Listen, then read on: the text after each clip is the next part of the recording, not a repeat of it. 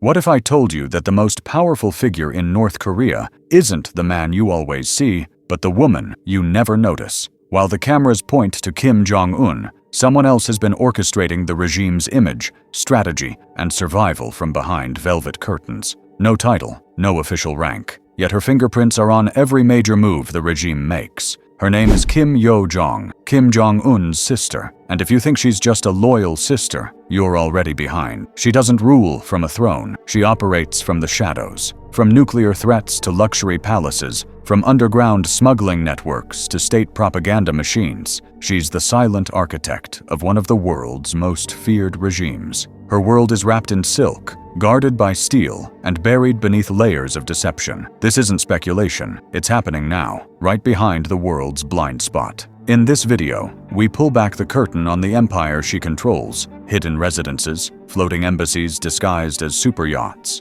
encrypted diplomacy, propaganda engineering, and a fortune fueled by sanctions-busting black markets. Stay locked in, because by the time you finish this, you might not be asking if she'll take power. You'll be asking if she ever didn't have it. Don't forget to like this video and subscribe to our channel before we proceed. Let's dive in. In the shadows of North Korea's brutal regime, a woman without a crown moves with more power than most heads of state. To the outside world, Kim Yo Jong is a background figure, but behind closed doors, she's the regime's most terrifying weapon, silently pulling levers that decide the fate of millions. She doesn't hold a military rank. She doesn't give public orders, but she controls something far more valuable: money, messaging, and loyalty. Her domain includes black market billions, state-controlled propaganda, and secret diplomatic backchannels. While Kim Jong-un gives the speeches, Kim Yo Jong writes the script. Her influence begins with Office 39, the regime's financial black hole,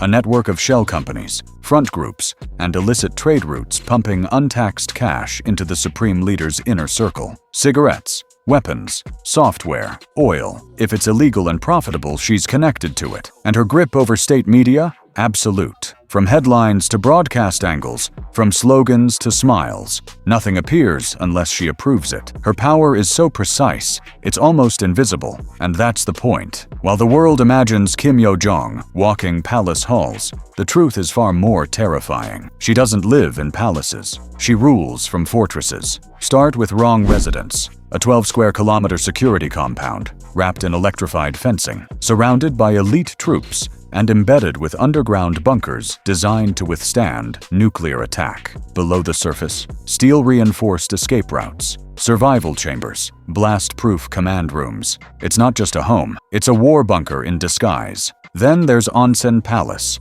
coastal, breathtaking, and worth over $1 billion. Private docks for military-grade yachts, secluded beaches monitored 24/7, even a subterranean theater where intelligence briefings and luxury merge in total isolation. And towering above it all, the Kumsusan Palace of the Sun, a mausoleum turned shrine. The preserved bodies of Kim Il-sung and Kim Jong-il lie inside, lit like gods in crystal coffins. Only the most trusted are allowed inside. She holds the keys. It's more than legacy, it's divine positioning. This isn't about wealth, it's about warning. Kim Yo Jong is not waiting to take power. She built her empire years ago, underground, armored, and unchallenged. While North Korea's citizens scavenge for food, Kim Yo Jong sails international waters in floating palaces that most nations couldn't afford. These aren't yachts. They're encrypted embassies on the sea. Her flagship, a $100 million super yacht spanning over 100 meters, lined with mahogany, drenched in gold, wrapped in security tech. Inside are private negotiation rooms, gourmet kitchens, and lounges that echo with silence. The crew? Loyal. The comms? Encrypted. The mission? Always classified. But she doesn't travel alone. A second vessel, armed with a helipad and underwater observatory, follows her like a shadow. It's where deals happen, where threats are made, where alliances shift without a single bullet fired. These yachts aren't vacations. They're power moves. Untraceable, unregulated, untouchable. At sea, she's above international law, a queen without borders. When North Korea freezes, the elite flee, or so the world assumes. But Kim Yo Jong doesn't flee winter. She owns it. Her kingdom, Masikryong Ski Resort, a $35 million alpine wonderland carved into the mountains. While the people burn scrap to survive, she glides across heated slopes, escorted by private guards in custom-tailored snowsuits. Inside her ski chalet, furs from France, fireplaces fed by imported coal, pools warmed by geothermal pipes,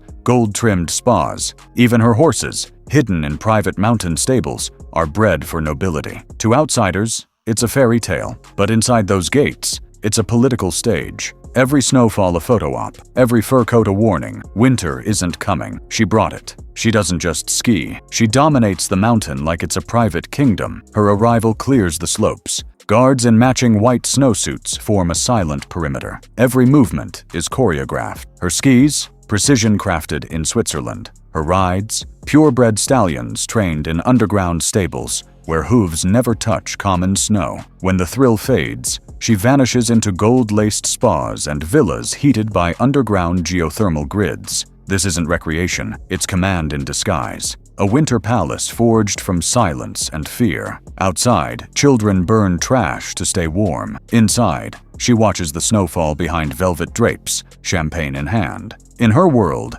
winter is spectacle, never suffering, but the real performance hides beneath her polished image. While propaganda shows her in plain suits, Yo Jong secretly wears the wealth of empires. On her wrist, a $1.5 million Patek Philippe Sky Moon tourbillon. In her vaults, illegally imported Rolexes, haute couture gowns threaded with sapphires, and jewels whispered about by elite collectors. This isn't loyalty. It's a kingdom of indulgence wrapped in silence. And when she moves through Pyongyang, it's not on foot. It's through a motorcade built for war. While most citizens wait hours for fuel, she commands a fleet of armored ghosts. Her centerpiece? A Mercedes-Maybach S600 Guard, costing $1.7 million.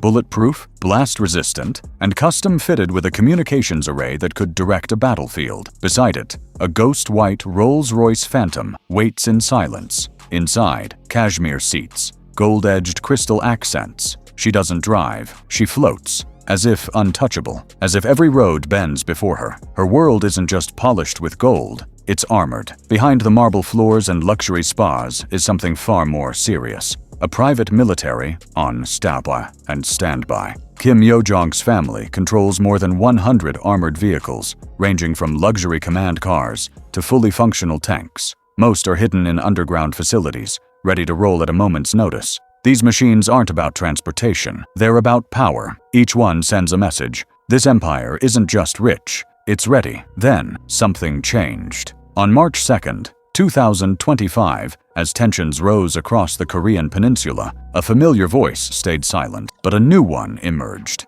Yo Jong spoke, and the world froze. As a U.S. aircraft carrier docked in South Korea, her words cut through global diplomacy like a blade. North Korea has every reason to expand its nuclear arsenal indefinitely. It wasn't a warning, it was a shift in tone, and the world noticed. For years, she was seen as the loyal shadow, quiet, controlled, behind the scenes. But now, she stepped forward, not as a sister, but as a strategist. As US and South Korean forces began drills, her response wasn't loud, but it was surgical. Every word she speaks now feels like a move in a bigger plan. Yo Jong doesn't launch missiles to prove power. She uses language like a weapon, simple, sharp, impossible to ignore. She's redefined power in North Korea, not inherited, not gifted, but calculated and claimed. And now every diplomat, every general, every analyst is asking the same question. Is she already in charge? Or is she preparing to take it? Now a new face is entering the picture. Kim Ju-ae,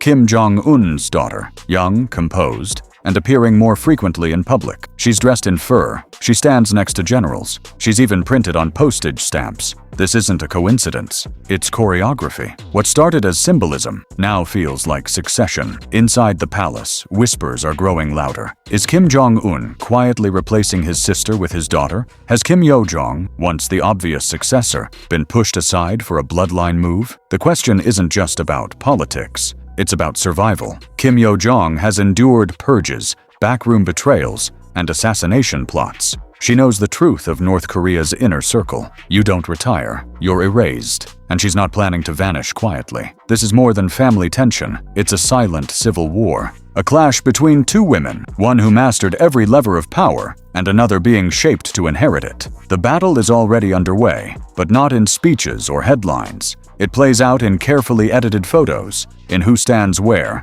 in who appears, and who suddenly disappears. It's a game of cold moves, quiet ambition, and unspoken threats. And while this unfolds, the contrast couldn't be more stark. Outside the palace, people line up for food, but inside, Yo Jong lives like an untouchable empress, wearing custom European couture, sipping $1,000 wine, and eating delicacies most of her people have never even heard of. It's no accident. It's a system. The secret behind it? A smuggling empire buried deep within the regime. From Milan to Macau, a web of black market trade moves everything she desires. Designer watches, rare furs, contraband caviar. It all slips through cracks built into North Korea's system, through fake names, foreign accounts, and loyalists in China and Russia. Luxury flows in while the country stays sealed off. But Yo Jong isn't just a customer. She's the one running it. Insiders say she even launders money through flower exports.